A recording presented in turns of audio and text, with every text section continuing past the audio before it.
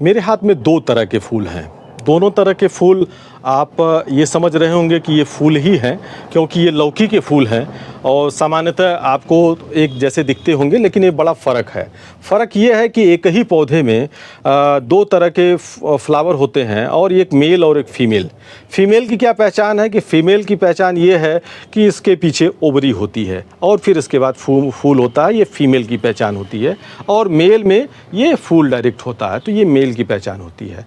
मेरे बताने का पर्पज़ ये है कि इस दो तरह से ही ये जो फूल होते हैं, ये जो आपस में जब मिलाए जाते हैं, वो चाहे वो मधुमक्खी के द्वारा इनका पॉलिनेशन हो या हैंड पॉलिनेशन, तो उसके द्वारा ही फसल का इसमें फल की प्राप्ति होती है और इसका उत्पादन बढ़ता है। लौकी सर ये मोनोसियस प्लांट होता है।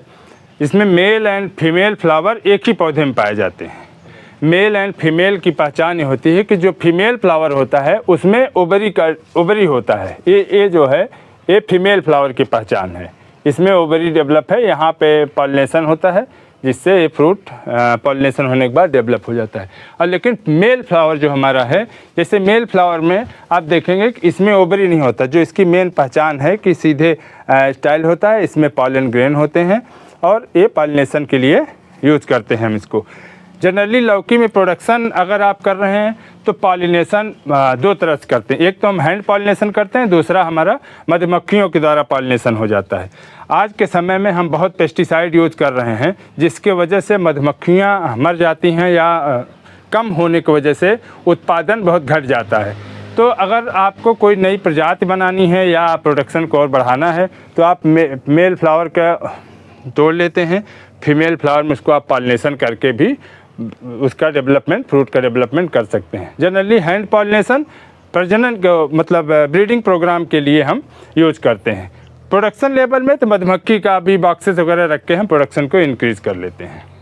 तो इससे प्रोडक्शन कितना इंक्रीज़ हो जाता होगा? देखिए, अगर पॉलिनेटिंग एजेंट आपके पास अच्छे हैं तो 30 से 35% प्रोडक्शन ऑटोमेटिक इंक्रीज़ हो जाता है, अगर इन जनरल फील्ड कंडीशन में हम लगाए हैं तो कभी कभी ये हो जाता है कि लगातार हम जैसे पेस्टिसाइड का यूज़ बढ़ा रहे हैं, कीटनाशक का प्रयोग कर रहे हैं, तो मधुमक्खियाँ कम होती जा रही हैं। ऐसे में हमारा पॉलिनेशन प्रभावित होता है, तो फसल का उत्पादन प्रभावित हो जाएगा।